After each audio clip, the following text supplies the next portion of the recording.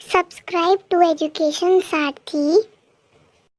Press the bell icon to get notification. All notification पे click करें ताकि आपको सारे नोटिफिकेशन मिल जाएं। अब ये कुछ इस प्रकार का दिखेगा।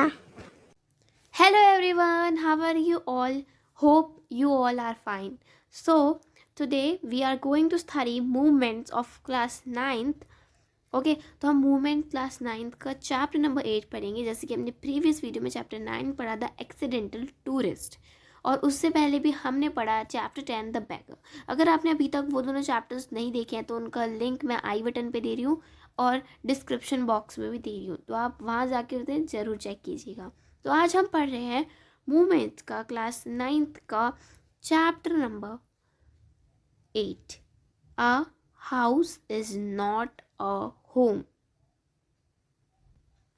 एक घर कभी मकान नहीं होता। ओके, इसका मीनिंग ये है। हमारे ऑथर है, उनका नेम है Jain गॉडियोसो।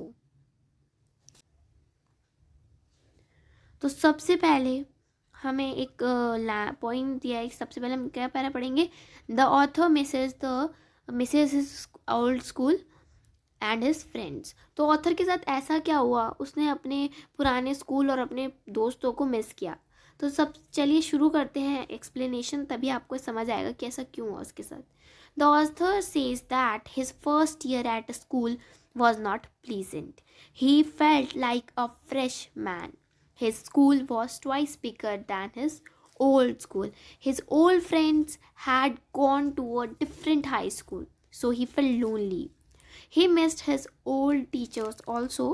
He visited them. They advised them to take part in school activities. Okay. तो ये सेम सिचुएशन ऐसी है जैसा हर एक बच्चा अपना पुराना स्कूल छोड़ने के बाद फील करता है। ऐसा 99.9% ऐसे बच्चे होते हैं जिन्हें ऐसा फील होता ही होता है अगर हम किसी नए स्कूल में जाते हैं।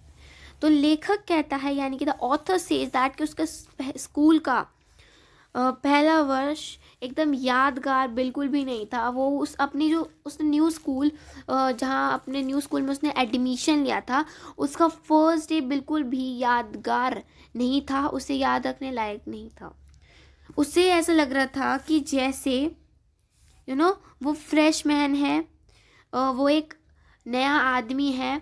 His school was twice bigger than his old school. उसका जो स्कूल है नया वाला, वो उसके पुराने स्कूल से 2 गुना बड़ा है। और जो उसके पुराने फ्रेंड्स हैं वो डिफरेंट हाई स्कूल में गए हैं, दूसरे हाई स्कूल्स में गए हैं, उसके स्कूल में नहीं गए।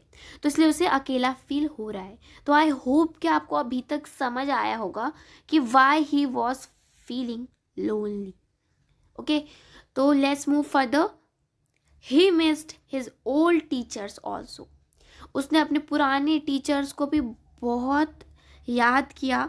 वो उन्हें बहुत ज़्यादा उसे उनकी बहुत ज़्यादा याद आती थी, अपने पुराने टीचर्स की। हम सबको आती है अपने टीचर्स की याद अगर हम कोई स्कूल छोड़ देते हैं। ही विजिटेड दैम, और वो उनसे मिलने भी गया। और उन्होंने उसे कहा, उसके ओल्ड टीचर्स ने कहा कि आप अब न्यू स्कूल की एक्टिविटीज़ में पार्ट लीजिए, पार्टिसिपेट कीजिए, it will be much better for you. House on fire, what does this sentence mean. तो आइए सेंटेंस का मीनिंग पढ़ते हैं। इसको मैं इसे एक्सप्लेन करती हूँ, आपको तब पता चल जाएगा what is this sentence means house on fire. वैसे तो हम इसे हाउस ऑन फायर क्या कह सकते हैं, घर पे जब आग लग जाती है। Okay, one Sunday afternoon the author was sitting at home.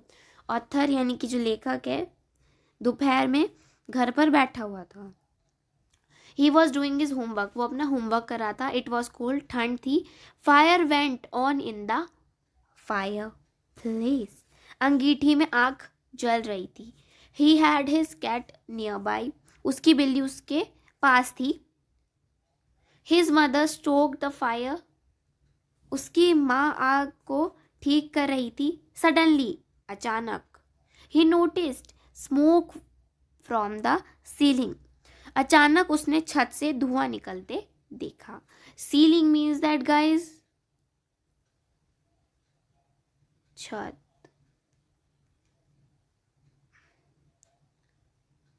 I hope that you all are getting me? Okay, it increased, और वो बढ़ती गई.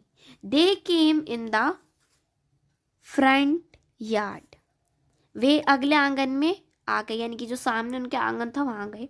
But the fire had surrounded the place, परंतु आग ने स्थान को घेर लिया था, यानी कि उस आग ने उस जगह को घेर लिया था.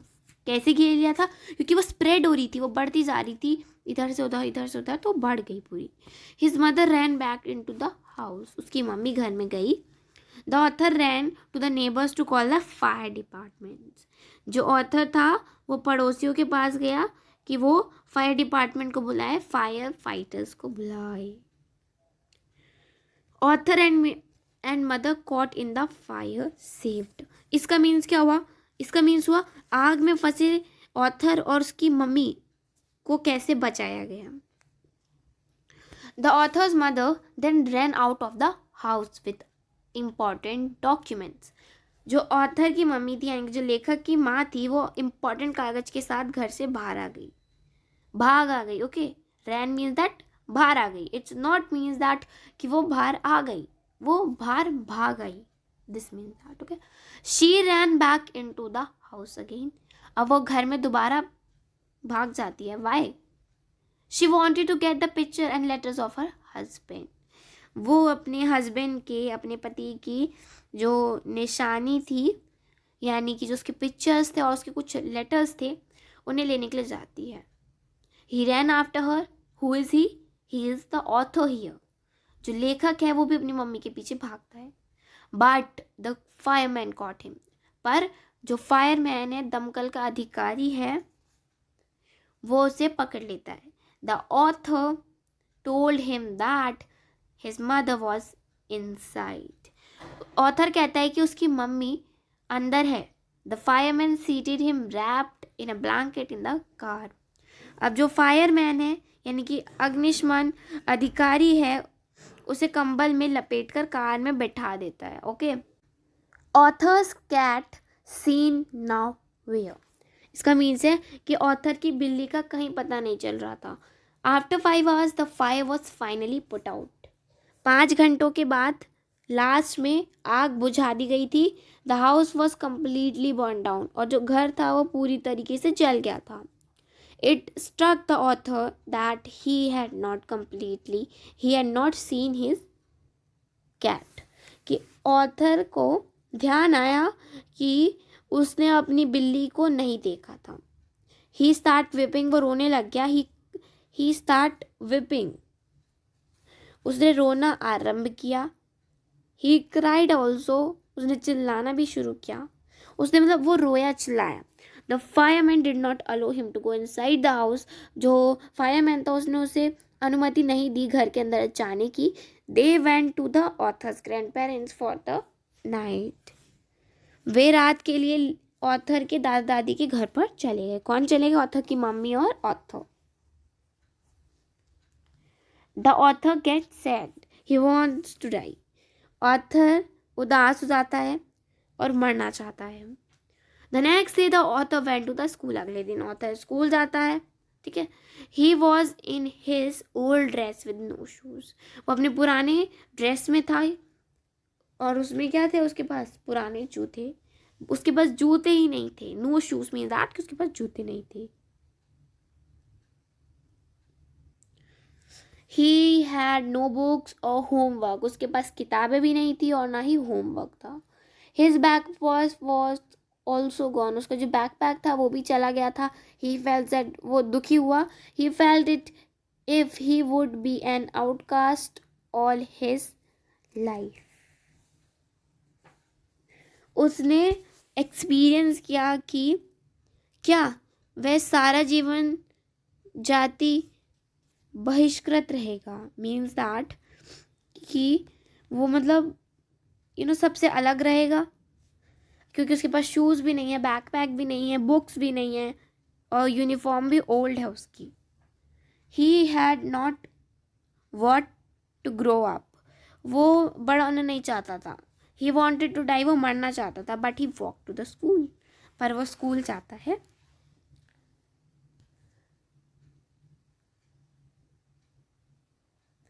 house visited on way to school. The author walked through his house to school. लेखक यानी द ऑथर स्कूल घर होता गया, यानी कि जो घर के रास्ते थे वो स्कूल जाता है. एवरीथिंग हैड बीन डिस्ट्रॉयड, हर चीज़ तहस नहस हो गई थी, डिस्ट्रॉय हो चुकी थी. Only the photo albums, documents etcetera were not destroy. उसकी फ़ोटो एल्बम और डॉक्यूमेंट नहीं हुए थे destroy. His heart ached for his cat. बिल्ली के लिए उसका दिल बेचैन था, बहुत ज़्यादा. एच मीन्स बेचैन. His mother took him soon from there. उसकी मम्मी उसे जल्दी वहाँ से ले गई. दे would have to find a place to live. उन्हें अब रहने के लिए कोई जगह ढूंढनी थी. He would have to buy clothes for school also. उसे कपड़े भी खरीदने थे स्कूल के लिए.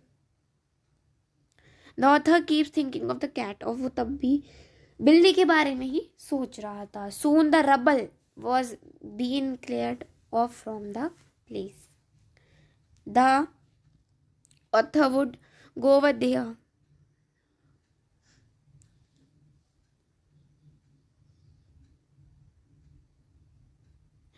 यानी कि the author keeps thinking of the cat. लेखक का बिल्ली के बारे में अभी भी सोचता रहना क्या था.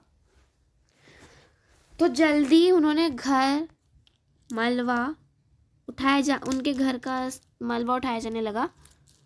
और जो ऑथर है वहाँ चले जाते हैं जहाँ मलबा उठ रहा था.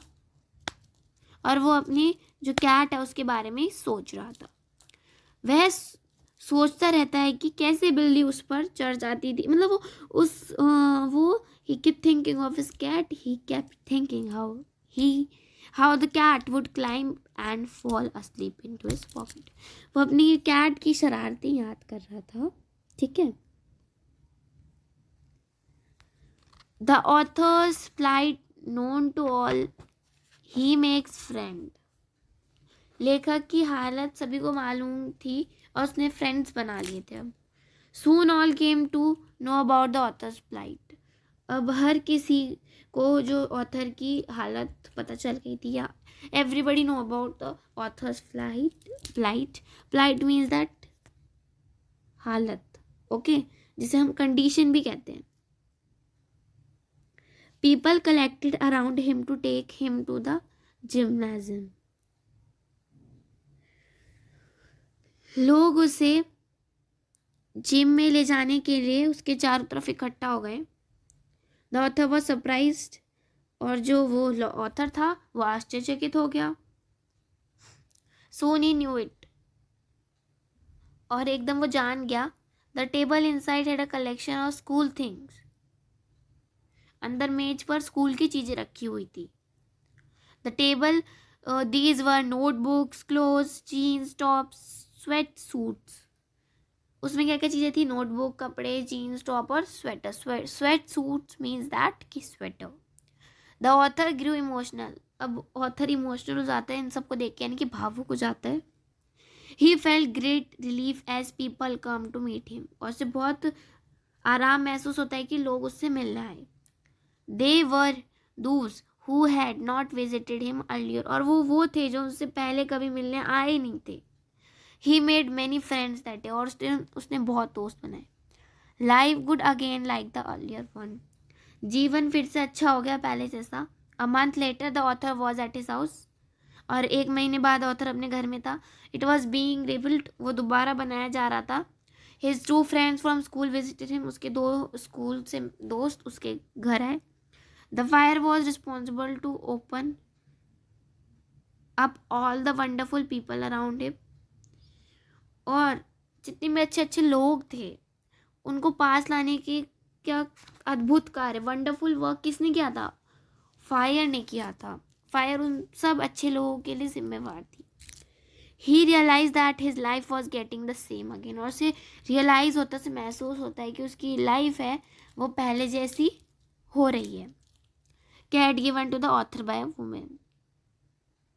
एक महिला ने यानी कि एक लेडी ने या एक वुमेन ने लेखक को बिल्ली दे दी. Soon a women came to him. जल्दी एक लेडी या वुमेन आई उसके पास.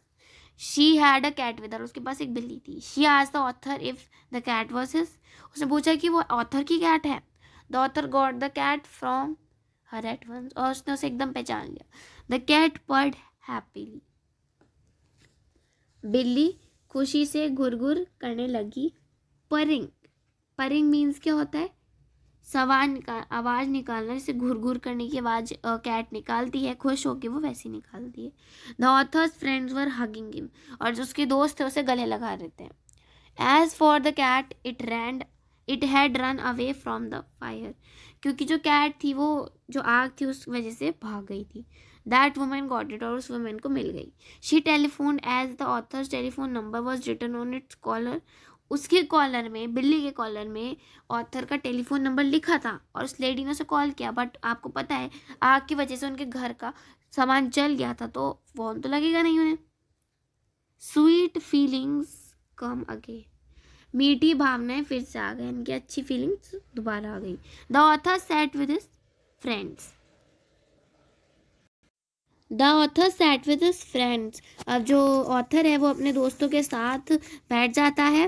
The cat curled up in his sleep, बिल्ली उसकी गोद में सिकुड़ कर बैठ जाती है. The feelings of loss and sad event had vanished, और जो दुखी और बुरी घटना की भावनाएं थी वो सब कुछ समाप्त हो चुकी थी, वैनिश हो चुकी थी.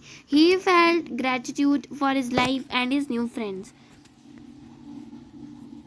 उसने अपने जीवन और अपने नए दोस्तों के लिए ग्रेटिट्यूड का अनुभव किया. He also felt it for the kindness of a stranger and the purr of his cat. उसने एक अजनबी और बिल्ली की गुड़गुड़ाहट के लिए भी अनुभव किया. तो आई होप कि आप सभी को एक्सप्लेनेशन समझ आई. कुछ समय बाद हम आपके लिए इसका एक क्विज़ भी लेके आने वाले हैं, तो हमारे चैनल को सब्सक्राइब कर लीजिए ताकि जब भी हम क्विज़ को अपलोड करें आपको नोटिफिकेशन मिल जाए. तो एजुकेशन सारथी को सब्सक्राइब करना बिल्कुल भी मत भूलिए, और बगल में जो बेल आइकन है उसे भी ज़रूर दबा दीजिएगा ताकि हम कोई भी वीडियो डालें आपको नोटिफिकेशन मिल जाए. और आप हमें इंस्टाग्राम पे भी फॉलो कर सकते हैं, एजुकेशन सारथी हमारा यूज़र नेम है. हम आपको उसका लिंक डिस्क्रिप्शन में प्रोवाइड करा देंगे. आप अगर हमें फॉलो करना चाहते हो तो वहाँ पे भी हमें फॉलो कर सकते हैं.